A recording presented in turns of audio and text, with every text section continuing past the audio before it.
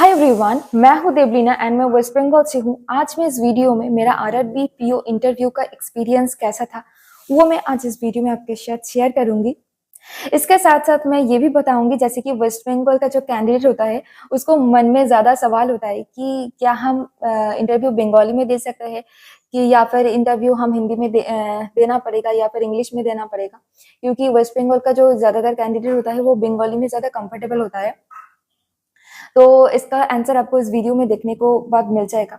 इस जैसे कि बैंकिंग एग्जाम में आपको ज्यादातर जो कैंडिडेट वो आपको मिल जाएगा साइंस बैकग्राउंड से या फिर कॉमर्स बैकग्राउंड से, जैसे कि ज्यादातर इंजीनियरिंग क्या होता है या फिर इस टाइप का कुछ। बट जो आर्ट्स बैकग्राउंड से होता है उसको क्या सवाल पूछे जाते हैं, या फिर आर्ट्स बैकग्राउंड से होने के लिए क्या आप, बहुत तरह से कैंडिडेट बोलता है मैं आर्ट्स से हूँ, क्या मुझे बैंकिंग का भी प्रिपरेशन करना चाहिए। तो आज शायद आपको इस वीडियो को देखने के बाद मिल जाएगा, क्योंकि एज अ कैंडिडेट मैंने जब सर्च किया कि आज से मतलब क्या सवाल पूछे जा सकते हैं या फिर किस टाइप का, तो मुझे इतना कुछ सोर्स नहीं मिला। तो शायद आपको आज इस वीडियो हेल्प करेगा। एंड मैं बताना चाहती हूँ आज में ये जो पूरा जो वीडियो है ये मैं बंगाली में बता सकती थी, बट बंगाली का जो लोग होता है वो उसको हिंदी समझ में आता है, बट हिंदी का जो ऑडियंस होता है उसको बंगाली समझ में नहीं आता है। इसलिए आज मैं इस वीडियो मैं हिंदी में कवर करूंगी। ठीक है, तो चलिए शुरू करते हैं। आप अगर किसी भी गवर्नमेंट एग्जाम के लिए प्रिपरेशन कर रहे हो, चाहे हो bank, SSC, railway, text book आपको प्रोवाइड कर रहा है सभी गवर्नमेंट एग्जाम के लिए मॉक टेस्ट, तो ये आपको मिलेगा text book pass and pass pro में। बट टेक्स्ट बुक पास में आपको मिलेगा जितने भी सारे गवर्नमेंट एग्जाम होता है उसका mock test, but Testbook pass pro में आपको मिलेगा, टेक्स्ट बुक पास में आपको जो मिल रहा है वो भी मिल जाएगा, उसके साथ साथ मिलेगा sectional test, pro live test, chapter wise test. इसके साथ साथ आपको मिलेगा previous year questions paper and re attempt का अनलिमिटेड फैसिलिटी। अगर आप गलती से टेक्स्ट बुक पास परचेस कर लिया तो टेक्स्ट बुक पास प्रो में आप कन्वर्ट नहीं कर सकते। तो अगर आप टेक्स्ट बुक पास या फिर पास प्रो परचेस करने के लिए सोच रहे हैं तो परचेस करने के टाइम एक ही कूपन कोड अप्लाई करना जिसका नाम है BAZ, तो आपको मिल जाएगा मैक्सिमम डिस्काउंट। तो इंटरव्यू का एक्सपीरियंस बताने से पहले मैं बताना चाहती हूँ मेरा प्रिपरेशन कैसा था, क्योंकि थोड़ा सा ये कनेक्टेड है तो इसलिए मैं इसको भी कवर करना चाहती हूँ। तो जिस दिन रिजल्ट आउट हुआ शाम में, उसके नेक्स्ट दिन मैं निकल गई हॉस्पिटल के लिए। हॉस्पिटल के लिए मेरा पापा का एक ऑपरेशन हुआ था पाँव पर, तो इसलिए मुझे जाना पड़ा। तो क्या होता है जब रिजल्ट आउट हो जाता है तो एक खुशी होता है, क्योंकि ये मेरा बैंकिंग एग्जाम के लिए फर्स्ट इंटरव्यू था लाइफ में, तो बहुत खुशी हुई। बट पढ़ाई तो आपको पता है हॉस्पिटल में, तो वहाँ पर मैं जब घर लौटी तो था फ्राइडे। अब मेरे पास थी सैटरडे एंड संडे, क्योंकि मेरा इंटरव्यू था 14 नवंबर। ओके, तो मेरा इंटरव्यू था थर्सडे को। ठीक है, तो आप बोलेंगे कि मेरे पास और भी तो एक्स्ट्रा 3 दिन थे, मंडे, ट्यूसडे, वेडनेसडे।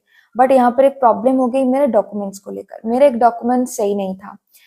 अब न्यू एक रूल आया है कि इंटरव्यू से पहले डीवी होगा, तो मैंने बहुत सारे को कॉल भी किया, मैसेज किया, तो सब लोग एक ही बोल रहे हैं कि ये जो इंटरव्यू का जो पैनल मेंबर होगा ये उसके ऊपर डिपेंड करेगा कि आपको इंटरव्यू में बैठने देंगे या नहीं, डीवी के टाइम जो पैनल मेंबर होंगे। तो मुझे तो ऐसा लगा कि फर्स्ट टाइम मेरा लाइफ में इंटरव्यू आया है एंड शायद मैं उसको नहीं दे पाऊंगी, तो इसलिए मैं मंडे निकल गई, क्योंकि सैटरडे संडे तो ऑफिस बंद होता है। तो मंडे एंड मैं ट्यूसडे निकल गई थी डॉक्यूमेंट्स के लिए। मैं सुबह निकलती थी 7:30 PM को मैं घर लौटती थी। बट अल्टीमेटली क्या हुआ, मेरा जो डॉक्यूमेंट्स था वो नहीं हुआ, मतलब वो ऐसे ही इनकम्प्लीट रह गया। अब मेरा पढ़ाई भी नहीं हुआ। तो वेडनेसडे को क्या हुआ कि वेडनेसडे को मुझे निकालना था एंड वेडनेसडे था लास्ट डेट IBPS जो वेबसाइट होता है वहां पर डॉक्यूमेंट सबमिट करने के लिए। तो वो बस पर जाते जाते, क्योंकि मैं रहती हूँ बीरभूम में एंड मेरा इंटरव्यू का जो सेंटर था वो कोलकाता में, यानी कि वो लगभग 200 किलोमीटर ऐसा डिस्टेंस में है। तो वेडनेसडे को मैंने सोचा कि मेरा तो डॉक्यूमेंट्स नहीं हुआ, क्या मुझे इंटरव्यू देना चाहिए या नहीं। तो मैंने सबको एक बार और भी बार फ़ोन भी किया, मतलब जितना कुछ मेरा फ्रेंड्स वगैरह है उसको भी, एंड जिसको इसके बारे में थोड़ा मतलब जो बैंक में काम करता है ऐसा, एंड मेरे पेरेंट्स को, तो सबने यही बोल रहा है कि बैठने देगा या नहीं देगा नहीं पता, बट तुझको एक बार जाना चाहिए वहाँ पर कि कुछ क्या हो रहा है, एक बार एक्सपीरियंस तो लेना चाहिए। तो इसलिए मैं वेडनेसडे निकल गई। अब मैं इसलिए बता रही हूँ क्योंकि हो सकता है आपको भी अगर ऐसा कुछ प्रॉब्लम है, तो मेरा जो हुआ, जैसे कि मैंने मेंटली एंड फिजिकली मतलब इतना कुछ इतने जगह जाना पड़े पर फिर भी नहीं हुआ, तो मैं बिल्कुल भी ड्रेन हो चुकी थी। मेरे पास एक एनर्जी भी नहीं था वहां पर जाने के लिए।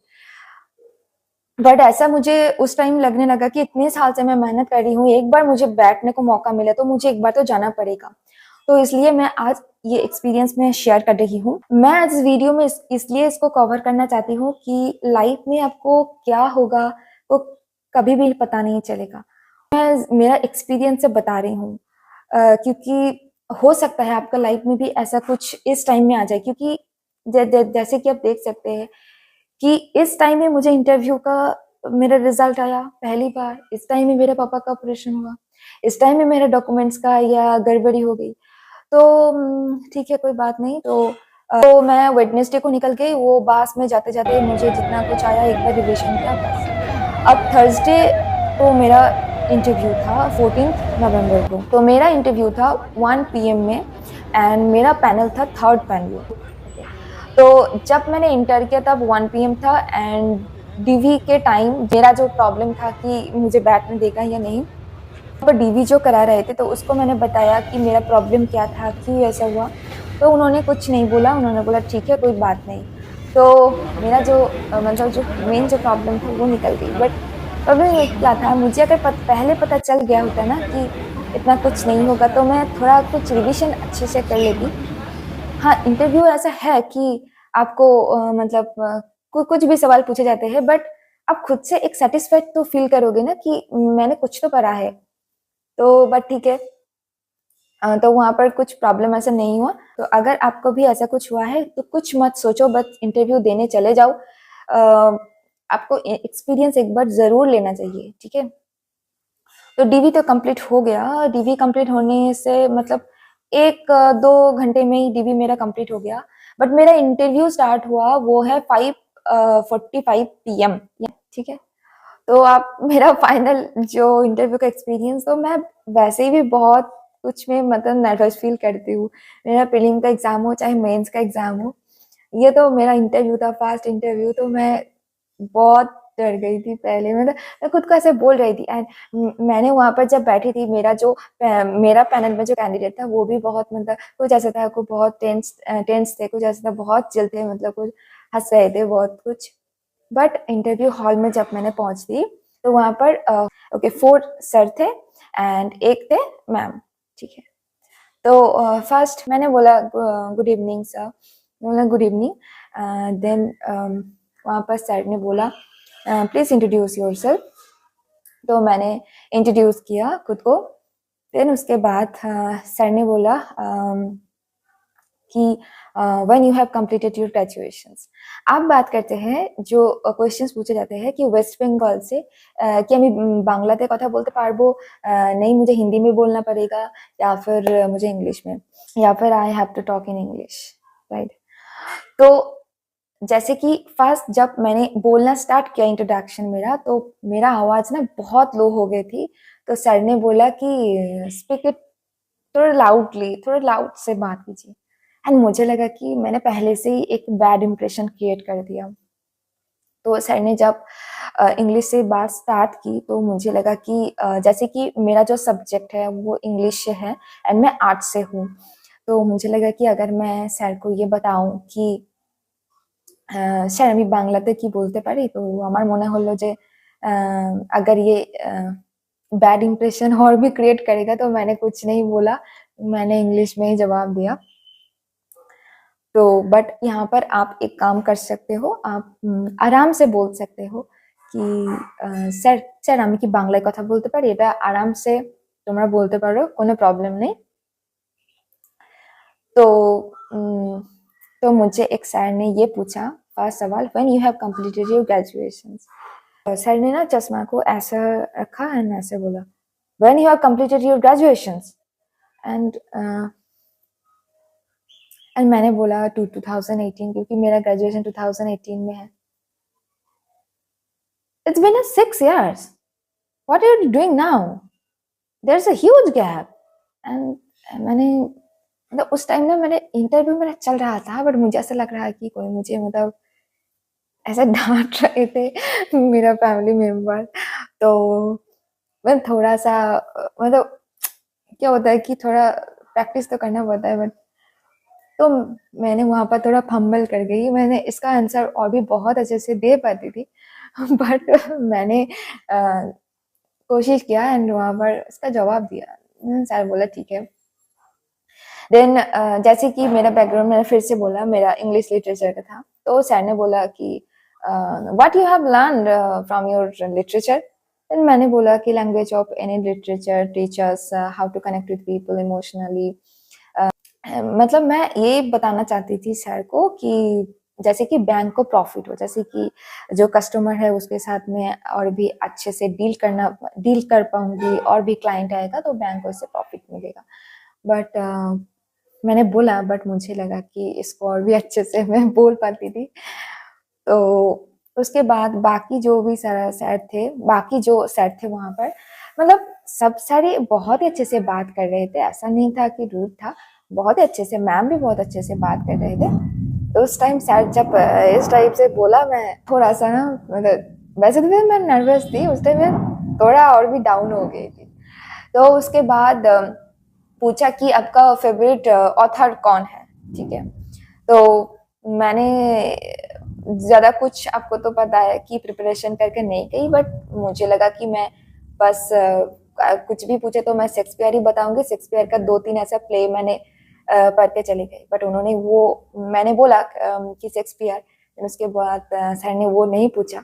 सर ने बोला कि आपको जॉर्ज बर्नार्ड शॉ के बारे में पता है? मैंने बोला हाँ सर पता है, मतलब पता तो है, बट उन्होंने बोला ठीक है कोई एक प्ले का नाम बताओ। पर वह उस टाइम मुझे याद नहीं आ रहा था, तो मैंने बोल दिया हार्ड टाइम्स।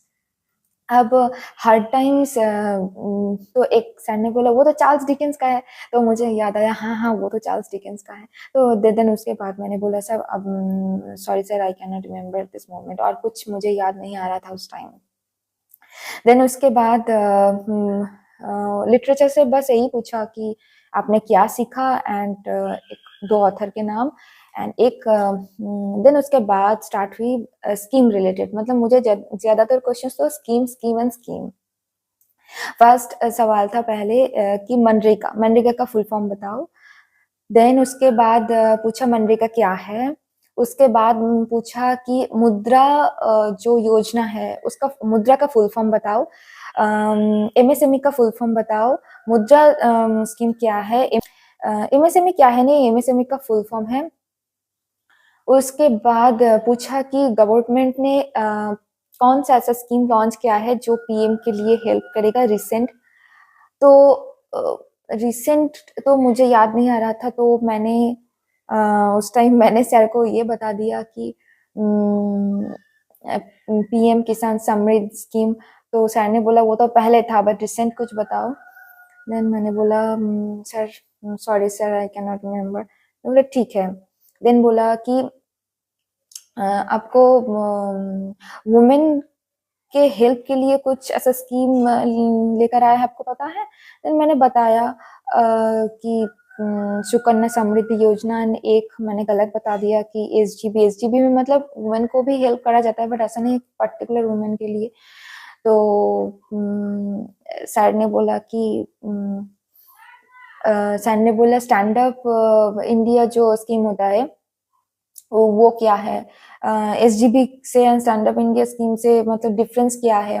उसके बाद बोला सुकन्या समृद्धि योजना के बारे में पता है? मैंने बोला यस सर। तो क्या है वो भी पूछा। उसके बाद एक सवाल पूछा था, मतलब मैं आंसर कर रही थी, बट मैं खुद सेटिस्फाइड नहीं थी। मुझे लग रहा था कि मैं और भी अच्छे से प्रिपेयर, मतलब थोड़ा कुछ और भी अच्छे से मैं प्रिपेयर अगर कर पाती खुद को, तो मैं और भी अच्छे से आंसर दे पाती। तो ऐसा था। एंड उसके बाद मुझे पूछा कि इस बार लिटरेचर से कौन नोबेल जीता, क्योंकि मैं लिटरेचर से हूँ। तो वो उस टाइम मुझे याद नहीं आ रहा था, बाद में मुझे याद आया। तो जैसे कि मेरा आंसर देके मैं खुद सेटिस्फाइड नहीं थी, तो इसलिए मुझे ऐसा लग रहा था कि ये तो मेरा गया, बट ऐसा था इंटरव्यू में। तो यही पूछा।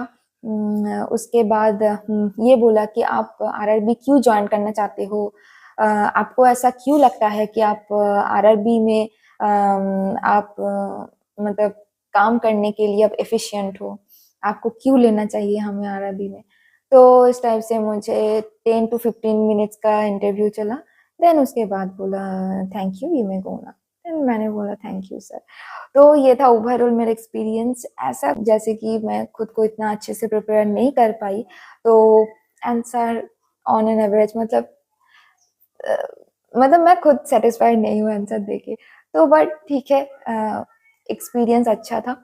तो मैंने आपको बता दिया कि अगर आपका सब्जेक्ट जो है इंग्लिश से या फिर लिटरेचर से, बंगाली लिटरेचर भी हो सकता है, तो आपको उस टाइप से आपको कुछ पढ़ के जाना है। जैसे कि जॉर्ज बर्नस हो, चार्ल्स डिकेंस, ये तो बड़े बड़े ऑथर है ना।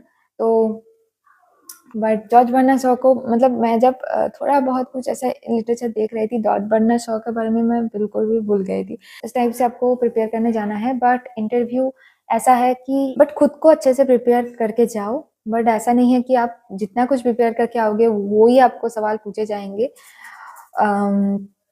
बट एक ऐसा है कि खुद को प्रिपेयर करके गया, एक सेल्फ सेटिस्फेक्शन मिलता है कि हाँ मैंने बहुत अच्छे से प्रिपेयर किया खुद को।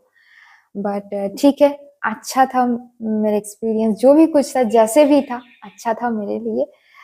आई होप ये वीडियो आपको हेल्प करेगा। तो मिलते हैं आपके साथ नेक्स्ट वीडियो में। Thank you.